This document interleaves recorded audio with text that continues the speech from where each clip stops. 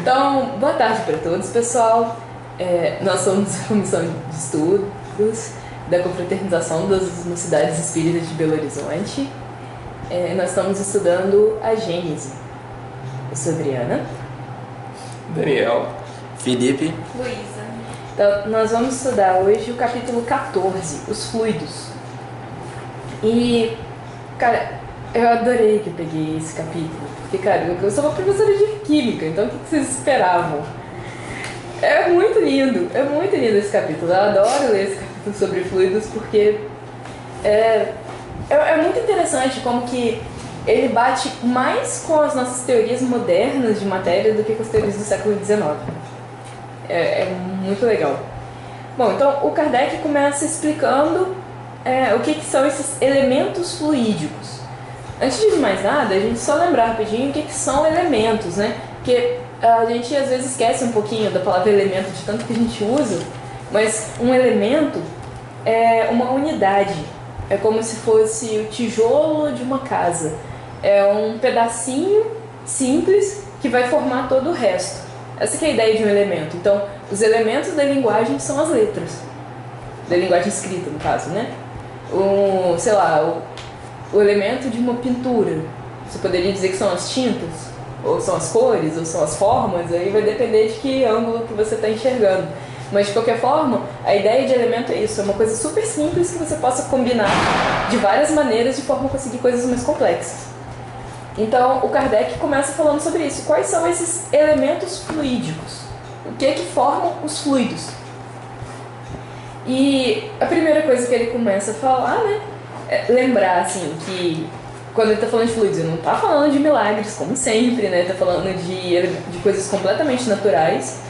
E ele volta na definição de fluido cósmico universal lá do Livro dos Espíritos. E que ele próprio também falou um pouquinho mais cedo na Gênese. Que é a ideia de que o fluido cósmico universal, ele seria aquilo de que é formada toda a matéria do universo. Ele seria... Quando o Kardec usa a palavra fluido, ele não está usando isso no mesmo sentido que a física hoje usa a palavra fluido. Ele não está querendo falar um líquido ou um gás. Quando o Kardec fala fluido, ele dá uma definição mais século XIX. Fluido é uma coisa feita de partículas, basicamente. Então, assim, qualquer coisa que seja feita de matérias é fluido, feita de partículas, né? Então, a matéria mesmo, o nosso corpo, é feito de átomos, então é fluido, de acordo com a definição do Kardec, ele é feito de partículinhas. E justamente porque ele usa a palavra fluido diferente do que a física hoje usa fluido, às vezes dá uma certa confusão quando a gente está lendo, né? Mas é isso, ele está querendo falar coisas feitas de bolinhas. Então o fluido cósmico universal é feito de partículinhas, que são as partículas elementares da matéria. Ou seja, as partículas que são os elementos que formam tudo que é material no universo. Tudo. Qualquer coisa que seja remotamente material tem origem no fluido cósmico universal. Ele seria a divisão mais simples possível da matéria. Uma que a gente não chegou até hoje. Sim, exatamente. A gente está até bem longe, né, na verdade, de chegar no que seria, né, esse fluido cósmico universal. Porque a matéria que a gente conhece, né, se a gente pegar do jeito mais simples, né, a gente sabe que tem os átomos são constituídos de prótons e elétrons. E os prótons a gente consegue quebrar em quarks. E o elétron não, né? Até onde a gente sabe, onde a ciência até hoje sabe, o elétron está inteiro, ele não tem pedaços. Então você imaginar que você ainda vai conseguir quebrar o elétron e vai quebrar mais ainda o próton também e os quarks, né? Para chegar numa mesma coisa que faz os dois, isso para a ciência de hoje é impensável, né? Isso é impensável. Até porque essas coisas são tão pequenininhas para nossa percepção que já é difícil você chegar num quark, quanto mais diminuir. Exatamente. Na verdade, a gente nem consegue ver um quark sozinho. A gente sabe que existem os quarks, mas a gente não consegue ir lá pegar um quark para você poder isolar quebrar ele, o quark. Né? E isso, assim, só pensando na matéria simples, né? A matéria bariônica, porque ainda tem, né, aquele grande mistério da matéria escura e da energia escura que ninguém sabe o que é, mas a gente consegue perceber que está em algum lugar do universo. Spoiler, fluido cósmico universal. Nossa, então, realmente, para a ciência achar o fluido cósmico, essa coisinha que dá origem a todo e qualquer tipo de matéria do universo, vai demorar um pouquinho. Mas uma coisa que eu lendo o capítulo, depois eu tava pensando, pelo que eu entendi, o mundo espiritual também tem uma matéria. Sim. Uma matéria espiritual. Mas que é derivada do fluido cósmico universal. Mas é de natureza diferente. Material? Não, é material. É material É também? material. É uma matéria mais sublime, né? A gente vai chegar nisso, né? Que a princípio a gente está só apresentando o fluido cósmico universal para as pessoas, mas nós vamos chegar ali. E o Daniel estava falando da parte da matéria, mas a gente ainda nem tocou também aquele outro ninho de vespas, que é que energia e matéria são a mesma coisa. Exatamente. Então fótons, que são os princípiozinhos, né, as particulinhas da luz, por assim dizer, também tem uma origem comum com os elétrons, com os quarks, com as coisas que a eletricidade tem uma coisa... Eu falei primeiro só na parte mais simples. Mesmo essa parte simples de prótons e elétrons já não é fácil. Não é? Agora, se você coloca as outras partículas conhecidas, como os fótons, a luz, toda a energia, todas as ondas... Porque a gente pensa assim, que quando a gente estudando física moderna, né, a gente vê lá que a energia é quantizada. Pra quem não sabe o que essa palavra significa, quer dizer que a energia, ela viaja em pacotinhos, né, em porções. Não é tipo uma onda contínua que vai infinitamente sem ser quebrada, ele vem em pedacinhos. Os pacotinhos de luz, eles têm um nome especial que são os fótons. Então, se a gente for pensar nisso, então a energia também é entre aspas, um fluido de acordo com Kardec, porque ela é feita de pacotinhos de coisas que estão ali viajando. Se você pegar as teorias de Einstein e de Broglie, né, matéria e energia são a mesma coisa. Né? Elas são só duas formas diferentes de que a matéria está ali se apresentando, ou como uma partícula, ou como uma energia, como uma onda. Né? Então ela tem essas várias facetas diferentes, né, dependendo ali de como você olha, ou como ela quer se comportar. Os filósofos antigamente, os pré-socráticos, eles... uma coisa que intrigava eles era isso, como que a matéria era formada. Eles tentavam, eles eram chamados de filósofos elementares. Eles tentavam descobrir o que é que formava tudo. Só que eles iam bem longe, né? Tipo, o fogo era matéria elementar. Eu acho que não lembro qual, não tenho certeza de qual que era, que ele fala de uma coisa que eu achei o mais próximo possível acho que ele diz como éter, acho que é éter que ele fala que a matéria... É como se fosse isso. Existe uma matéria elementar lá que não é uma coisa que a gente conhece, que não é uma coisa que a gente consegue ver, e não é um dos 4 elementos. Sim. É uma quinta coisa que é a essência do universo. Sim. Esse filósofo fala sobre isso. O éter, se eu não me engano, quem colocou foi Aristóteles, mas ele não é pré-socrático, eu não sei. Aristóteles não. Acho que não é éter o nome, não. É outra coisa. Deve ser, ele até falando, no estado de eterização. Não, é porque essa ideia do éter, eu acho que ela é mais do Aristóteles, que ela tá falando não tem cara de ser outra pessoa. Acho que Não, tem o Demócrito e o Leucipo. Eles eram aqueles carinhas que, assim... eu não sei se eles chegavam pensando num elemento único. Se eu não me engano, eles eram atomistas. Sobreviveu muito pouca coisa deles pra gente falar qual que era realmente o pensamento dele. Se eu não me engano, sobrou acho que 2 parágrafos do Demócrito e umas 3 frases do Leucipo, uma coisa assim. Mas acho que a ideia deles é que toda a matéria podia ser dividida em átomos, que seriam pedaços indivisíveis que representavam aquela matéria. Só que a diferença dele para nossa teoria atual de átomo é que para eles tudo tinha o seu átomo. Tipo, tinha átomo de pessoas, átomo de água, átomo de madeira, átomo de deuses. Tudo era dividido em átomos. Só que depois, só com o Dalton, milênios depois, que o Dalton chegou e falou assim, não, tem muito menos elementos do que parece. Eles se combinam para formar outras coisas. Mas assim, é uma ideia bem antiga mesmo. É uma ideia assim, não é tão difícil de você chegar. Pensando assim, se eu for pegar a matéria dividida em pedacinhos cada vez menores, eventualmente eu vou chegar no elemento. É uma coisa até boba se eu for parar pra pensar. A questão é, quando você chegou na menor parte? É isso que a gente não conseguiu entrar em acordo até hoje, né? E aí pro Kardec, ele não fica entrando nisso de caracterizar, dizer como que é o fluido cósmico universal. Ele até fala que isso está além da nossa compreensão. Ele nem tenta descrever o fluido cósmico universal, ele só diz isso, ó. É o fluido que é feito das menores coisas possíveis na matéria que forma todo o resto. Como ele é, o que ele faz, quais são as propriedades dele, isso é o problema do futuro. O que a gente sabe agora é isso, ele existe. Se ele realmente fosse explicar, né? Se ele tivesse a capacidade de explicar e nós tivéssemos a capacidade de entender como é o fluido cósmico, pra gente ia ser gigante. Não é? Eu não consigo explicar isso tudo. Né? Porque... Né? Só pra você, sei lá, pra você explicar um átomo direitinho, né, com a ciência atual, você não explica isso num capítulozinho do livro aqui, que nem da Gênesis. Você precisa de toda uma bagagem. Então, para ele realmente explicar fluido cósmico universal em sua essência, seria um baita de um livro pesado de física mesmo, de ciência avançadíssima, e se perde, né? Ficar assim, poxa, mas pra quê? Né? Pra quê? Não, e tipo assim, se a ciência tem capacidade de chegar nisso, pra que precisa de alguém pra fazer isso, entendeu? A gente realmente pode andar com as nossas próprias pernas. E uma coisa assim, que deixa entender, né, nesse fluido cósmico universal, e até na questão dos espíritos, ele fala que o vazio não existia, né? Coisa nenhuma é o nada e o nada não existe. Então dá a entender que tudo é fluido cósmico universal. Até mesmo aquilo onde você fala que tem vácuo, onde está vazio. É porque assim, é como ele falou, a gente não sabe a natureza do fluido cósmico universal. Então nós não sabemos se ele preenche tudo, ou se ele tem espaços vazios entre eles, se tem concentrações deles. Isso no Kardec não tinha como saber, isso a gente ainda não tem como saber. Mas sim, tudo que a gente pensa que é vazio, na verdade tem fluido. Igual, pega o átomo mesmo, né? A nossa ideia moderna de átomo é que ele tem um núcleo pequenininho e que tem os elétrons ali em torno dele, né? E eles ficam distribuídos ali em torno dele. Na escola a gente aprende naqueles níveis de energia, tudo certinho. Depois, quando a gente entra na faculdade, a gente descobre que isso era uma mentira, mas tudo bem. Mas o fato é, de certa forma, o átomo ele não é sólido.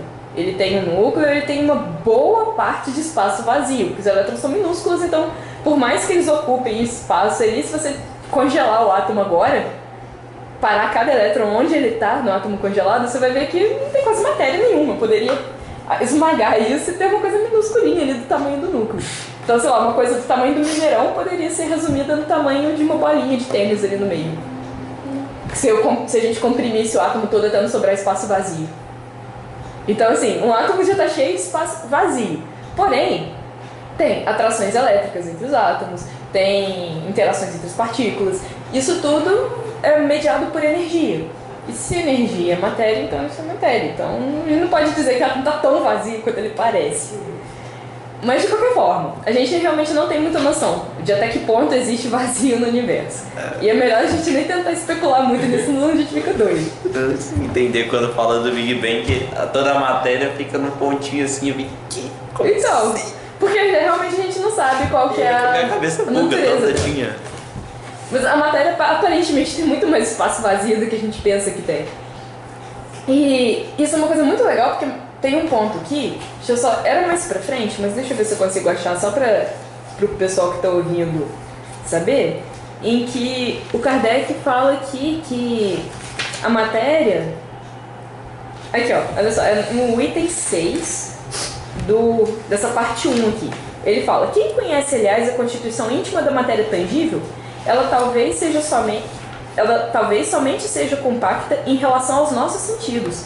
E o que o provaria é a facilidade com que os fluidos espirituais e os espíritos atravessam, aos quais não oferece maior obstáculo do que os corpos transparentes oferecem à luz.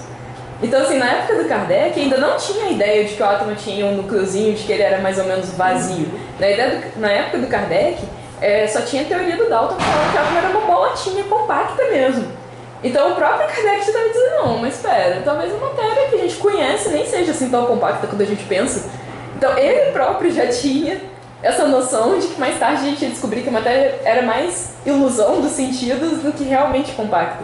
E eu acho isso muito genial, porque ele não precisou de nenhuma observação, coisa simples, se o espírito consegue atravessar a matéria não pode ser compacta. É uma lógica tão besta, mas ao mesmo tempo a gente...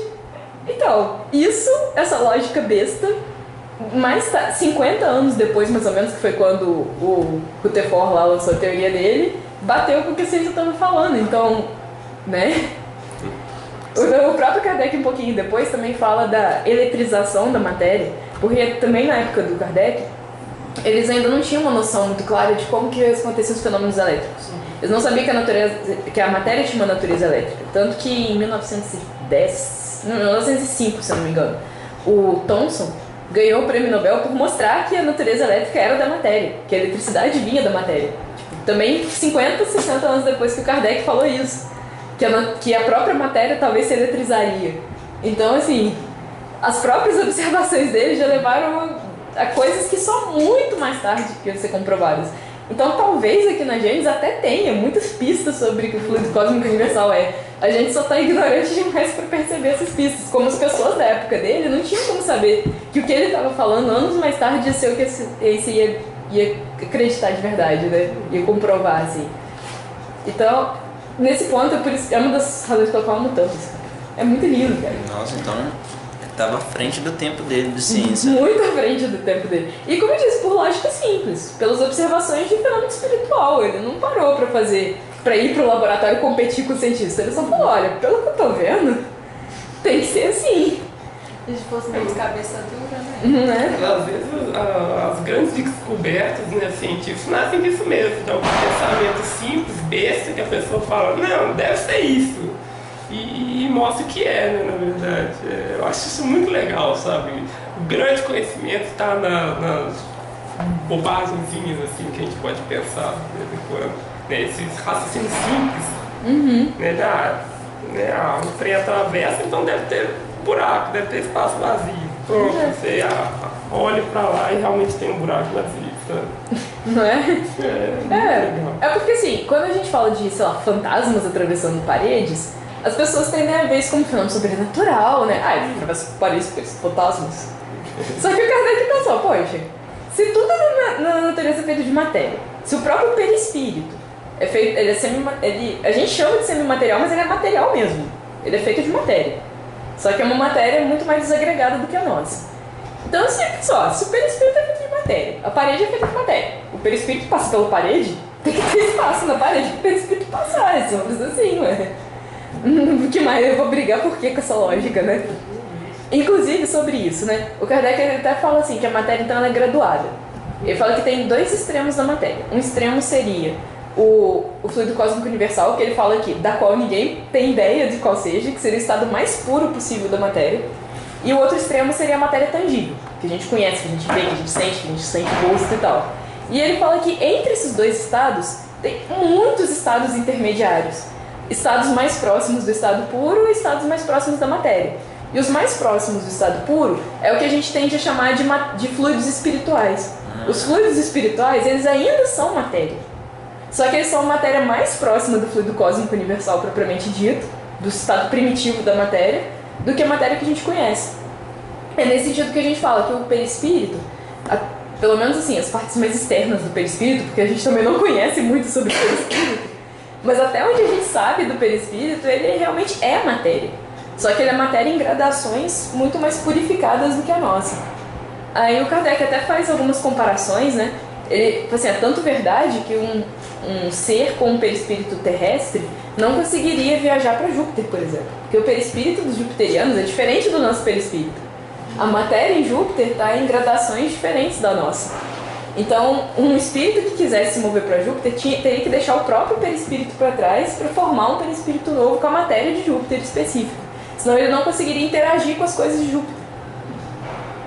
A matéria está diferente, seria como a gente tentar interagir mesmo com o espírito. Como que você vai interagir com o espírito se a matéria do espírito é diferente? Então, quando o espírito quer interagir com a gente, normalmente ele se, entre aspas, materializa, né? Ele faz a matéria dele ficar mais densa, ficar mais... menos etérea, né? Digamos assim, menos espaçada, menos desagregada. Ele vai juntando as particulinhas dele assim até a gente conseguir enxergar e tocar. Por isso que eles falam que o espírito não tem forma, porque eles são a matéria mais... Não, o espírito... Por isso que eles falam assim, eu queria... Até estava pesquisando isso aqui no livro dos espíritos, né? Sobre o que é o espírito. Aí ele fala assim, ó, pra vós... Ele não é nada, mas pra gente é alguma coisa. Não é nada porque você só entende o que é matéria. É porque tem duas coisas que a gente chama de espírito, né? Tem o princípio espiritual nosso e tem a entidade, né, envolvida ali no perispírito que a gente chama de espírito. O princípio espiritual, o Kardec fala aqui, é a única coisa que não é material no universo. E Deus, né? Obviamente. Tirando a única criação de Deus, assim. Esse princípio espiritual, ele não é matéria. É a única coisa. Qualquer outra coisa, tipo perispíritos envoltórios dele, são materiais. Aí, como a gente não tem a menor noção do que é uma coisa não material, a gente poderia dizer, então o princípio espiritual não tem forma, no sentido de que ele não tem matéria. Se ele não tem matéria, como diz os espíritos, pra gente não é nada, ele não tem matéria. Mas para os espíritos ele é alguma coisa, ele existe. Meu Deus. Mas assim, dá um nó na nossa cabeça, porque pra gente é abstrato. Pra gente, essa ideia de inteligência é uma coisa abstrata. Então a gente não consegue pensar nessa coisa abstrata como sendo uma coisa que existe, é uma abstração. Mas para os espíritos não, isso não é uma abstração, o espírito existe. Agora, como que eles entendem espírito, assim, é uma coisa que a gente ainda está muito longe de conseguir chegar. Eu acho que tipo, esse negócio da matéria pode ser tipo um tom de tinta, né? Tem a tinta mais grossa lá, que você bater o olho e você vê. Você vai clareando a tinta assim, chegando uma hora que você fala, não, isso aqui não tem tinta não. Não tem tinta, você tá vendo. E aí os espíritos que são, agora as entidades espirituais, né, que são super evoluídas, tem às vezes um perispírito que é muito sutil, que é feito praticamente de fluido cósmico, assim, digamos. Então nessa hora, o fluido cósmico talvez não seja suficiente, né, pra esconder o espírito, digamos assim. Eu não sei se ele chega da forma, porque a gente nunca chegou nesse ponto de ver um espírito tão puro que o perispírito nem dá pra gente perceber mais. Mas o fato é que mesmo eles, para eles poderem interagir com a matéria, eles precisam dessa atmosfera espiritual, digamos assim, né? Dessa matériazinha em volta deles, para que eles possam manipular. E aí o Kardec fala que também os espíritos podem manipular os fluidos da mesma forma que a gente manipula os objetos. Porque, assim, alguma coisa que talvez pra gente seja tão abstrata, uma matéria tão desagregada que a gente não consegue tocar, para um espírito pode ser tão densa quanto os objetos são pra gente. E eles conseguem fazer essas manipulações, fazer essas transformações, fazer essa química espiritual, né? Para eles conseguirem os efeitos que eles querem. Então, se eles querem um efeito, sei lá, de causar, sei lá, aquele arrepio na gente, né? Ele vai precisar fazer algum fluido que interaja com a gente para fazer esse arrepio. Então, ele vai lá, manipula os fluidos e manda. Como ele faz isso? Aí o Kardec também fala. Tem espíritos muito sábios, que sabem muito bem o que estão fazendo. Eles conhecem os fluidos em profundidade.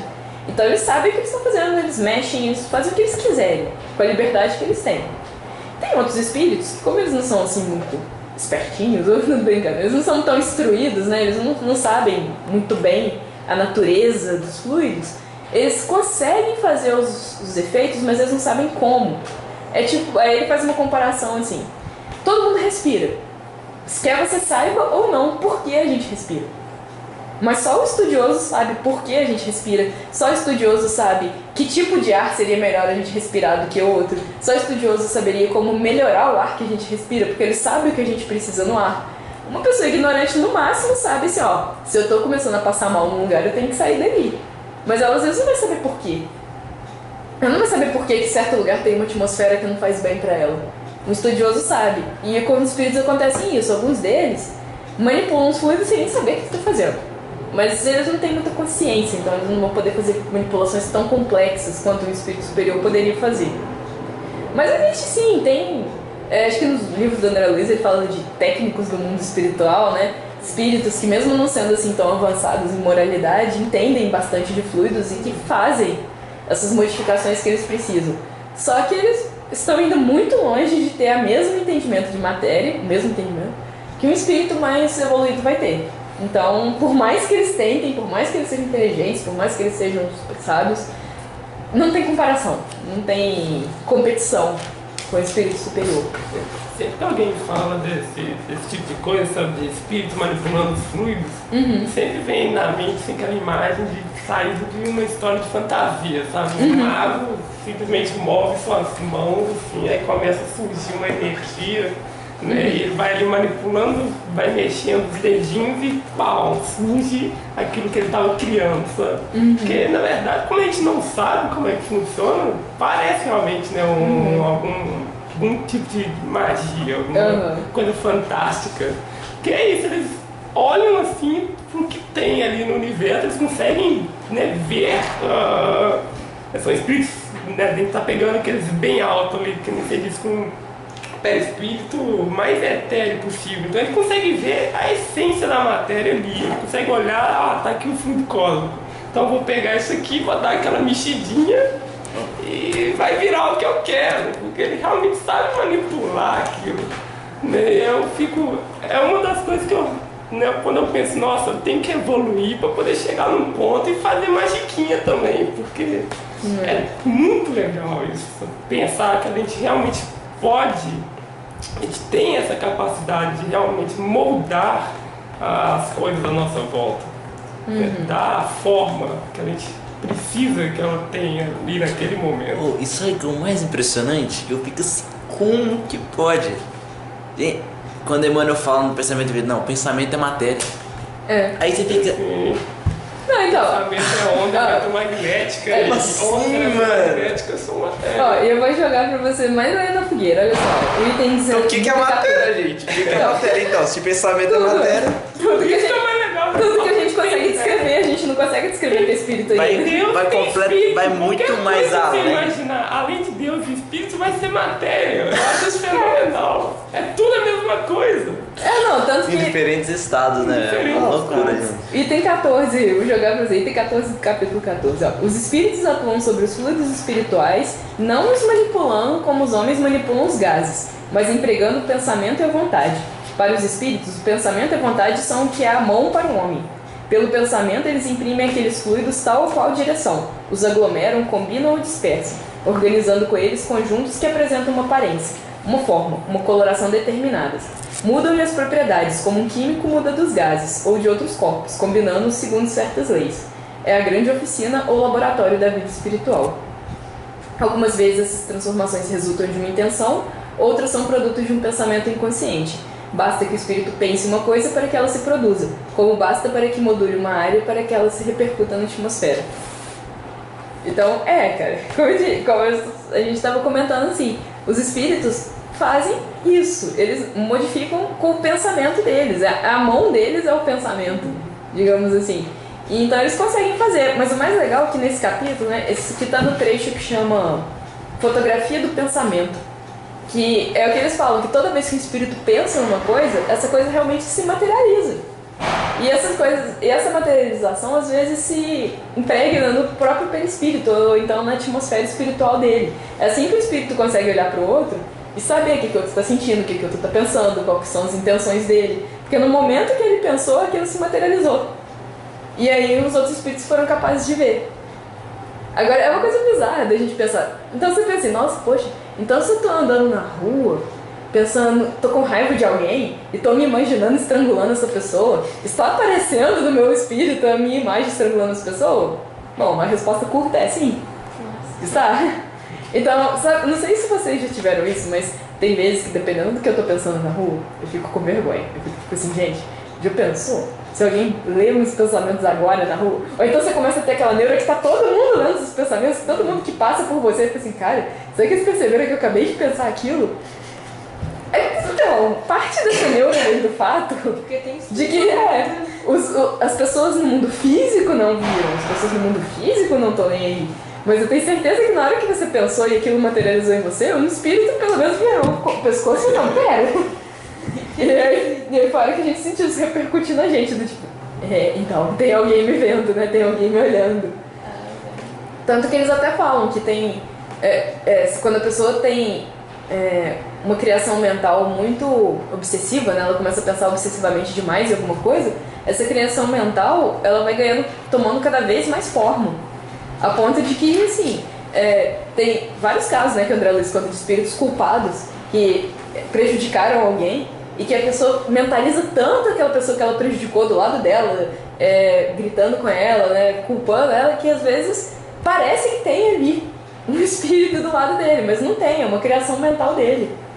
Que ele colocou tanto detalhe naquela criação mental ali que parece. Ela, claro, né, essas criações não chegam a ter vida própria, não chegam a ter, assim, vontade própria, né? Elas ainda estão ligadas à pessoa que fez, são só objetos, mas são resultado disso. E isso me fez pensar muito, sabe? Quando eu li esse exemplo pela primeira vez, eu tipo, nossa, gente, que tipo de criação mental que eu tô fazendo? E eu escrevo muito, né? Com o pessoal do Estudos eu já falei, não sei se eu já falei aqui no podcast, mas eu escrevo e faço quadrinhos no meu tempo vago. E isso foi uma coisa que, desde que eu comecei a ver isso sobre fotografia do pensamento na Gênesis, isso sobre os livros do André Luiz, eu comecei a ficar preocupada com isso.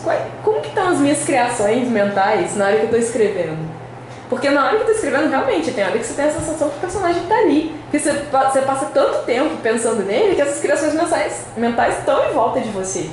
Então, eu fiquei assim, gente, já pensou aquela pessoa, né, que só escreve coisas grotescas, que só escreve coisas desagradáveis, esses personagens desagradáveis? A pessoa não necessariamente é desagradável, ela não necessariamente faz isso com más intenções, às vezes, sei lá, até uma forma que ela tem de criticar a sociedade e tal, mas olha o que ela tá criando em volta dela. Olha as formas mentais que estão em volta dela. Isso, não é à toa que tem muito escritor, muito artista que é louquinho. Assim, a pessoa vive à base de remédio, porque as próprias criações mentais dela, o artista põe muito trabalho na própria criação mental. Porque você precisa de ter uma visão muito boa para você conseguir materializar em forma de arte. De certa forma, a arte é uma expressão disso, né? Desse laboratório espiritual. É você pegando o seu pensamento e tentando materializar esse pensamento de alguma forma para apresentar para alguém. Eu acho que até por isso que os espíritos acham que a nossa arte terrestre é tão infantil. Porque, eles têm essa palavra, assim, que a arte terrestre é meio que infantil. Mas é porque a arte terrestre é isso, é meio que a gente tem uma visão, que às vezes é uma visão até muito bonita, detalhada, coisa assim, e a gente tá lá tentando pegar esses fluidos. A gente tá tentando pegar esses fluidos materiais do longe aqui da Terra e tentando usar esses fluidos pra tentar mais ou menos materializar essa visão. Eles não, cara. Quando eles têm uma imagem, eles têm forma de materializar essa imagem muito melhor. Então, realmente, a nossa arte é coisa de criança pra eles. A gente tá com instrumentos, assim, pra se expressar que são muito... Pra gente pode parecer muito refinado, mas pra eles, assim, tadinho. Imagina, tipo assim, tem gente que quer fazer pelo menos eu, tipo, eu penso uma ideia super legal que eu quero fazer, aí não tem o que eu preciso lá em casa, não dá frustração. Então, vou fazer como? Eu não tenho dinheiro pra comprar isso, eu não tenho como, e você fica, tipo, com aquilo na cabeça, não sabe como é que tira, e fica horrível. Então, porque a criação mental tá ali. E esse que é o negócio, os espíritos têm como materializar essa criação mental de várias formas. A gente só tem isso, a gente tá igual criança mesmo, tá lá no barro, assim, mexendo aquelas coisas do barro, tentando fazer um castelinho de barro, assim. Na nossa cabeça tá um castelo lindo, cheio de torre, e a gente faz lá um montinho com uma portinha, e é isso. E é uma questão, tipo assim, de que a gente deve perder um pouquinho de orgulho, né? Porque, assim, você pensa uma coisa, quando você pensa, a coisa fica perfeita, né? Maravilhosa. Um negócio até radioso, assim. Aí quando você faz, Mas isso é a nossa condição evolutiva, né? Porque, supondo que a gente conseguisse, a gente não tem maturidade para usar pro bem. Não é? Então, imagina, a gente... Agora, a partir do momento que a gente tiver moralidade suficiente e tiver controle mental, com segurança, né? Com amor, aí isso aí não vai ser proporcionado. Mas, enquanto a gente não... Senão... a gente ia ser devorado pelas nossas próprias criações mentais se a gente começasse a materializá-las demais. Nossa. Eu tô falando, pensa num escritor de terror, assim, né? Daquele terrorzão lá. Se ele tivesse a capacidade de materializar todas as coisas que ele pensa quando ele tá fazendo. tem um filme que tem isso, não tem? Ah, tem um monte de... Tem filme, tem quadrinho, tem história, tem muitos previstos, porque isso é um medo, entre aspas, de artistas desde sempre. E se essas coisas que eu criei têm vida? Porque no fundo a gente sabe que tem uma certa vida, que tem que a gente cria essa imagem mental e que a gente alimenta essa imagem mental. Que isso é um problema também. Se a gente cria uma imagem mental muito obsessivamente, não deixa ela se dispersar, a gente tem que alimentá-la de alguma forma. Então essa imagem mental passa a ser alimentada da gente. Ela passa a ser uma coisa nossa, sugando a nossa energia ali. Como, sei lá, qualquer parte do corpo que a gente tem que sempre alimentar. Então, isso é complicado. Eu acho que até por isso que eles pedem pra gente perdoar. Porque o perdão é realmente uma hora que você larga de umas imagens mentais muito terríveis que a gente poderia estar alimentando ali. Que esse ódio de alguém, a nossa imagem mental daquela pessoa se dando mal, aquela imagem mental da gente brigando com aquela pessoa, elas estão ali, sugando a nossa energia, né? E a hora que a gente perdoa, a hora que a gente corta aquilo ali, não, acabou. A gente se sente até melhor depois, porque a gente não tem mais aquilo que a gente estava alimentando. Que eu falei isso da parte da arte, mas criar essas imagens mentais é humano. A gente está sempre criando imagem mental de alguma coisa. E é realmente, assim, eu comecei a preocupar muito e tal. Tanto que que assim, não tem jeito. Tem momentos que você realmente, quando você está fazendo uma criação artística, você vai conjurar imagens ruins, nem que seja para opor essas imagens boas. Mas foi uma coisa que eu comecei a preocupar, assim, de quais imagens mentais eu estou alimentando? Quais estão Teve no uma ar? época que minha mãe estava escrevendo bastante, né?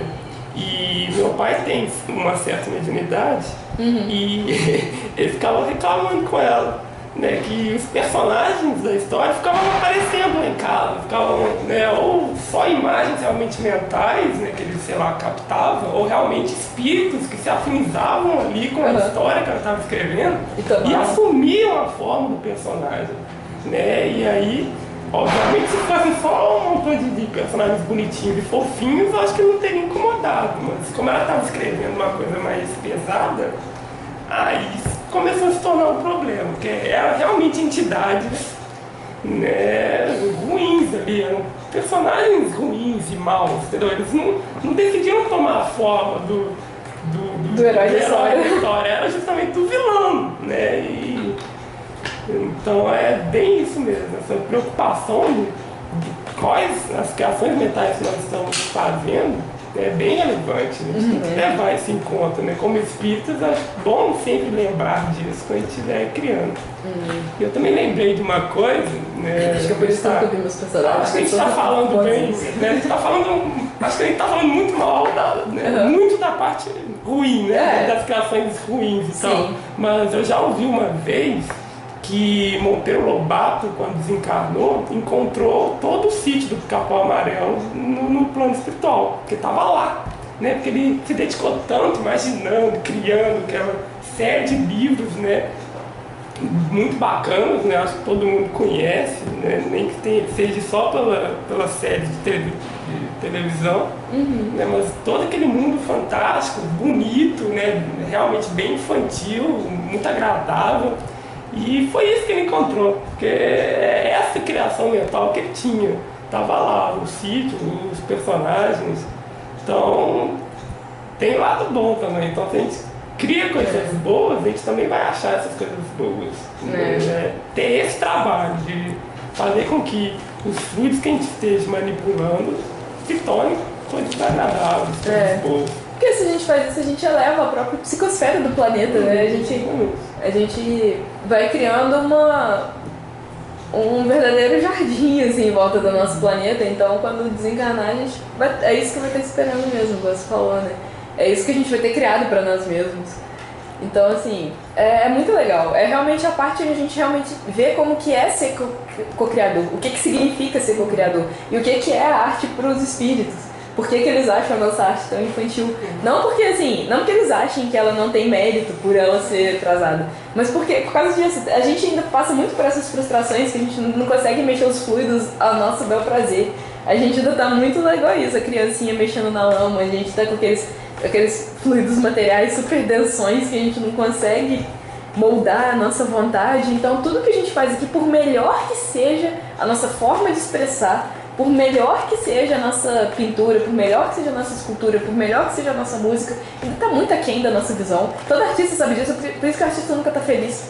Não sei vocês, mas cara, eu nunca tô feliz com o que eu faço. Por melhor que seja, porque nunca tá do jeito que eu envisionei ele, não tá As pessoas falam, nossa, mas tá tão bom que você tá frustrada. Porque não é assim que eu pensei.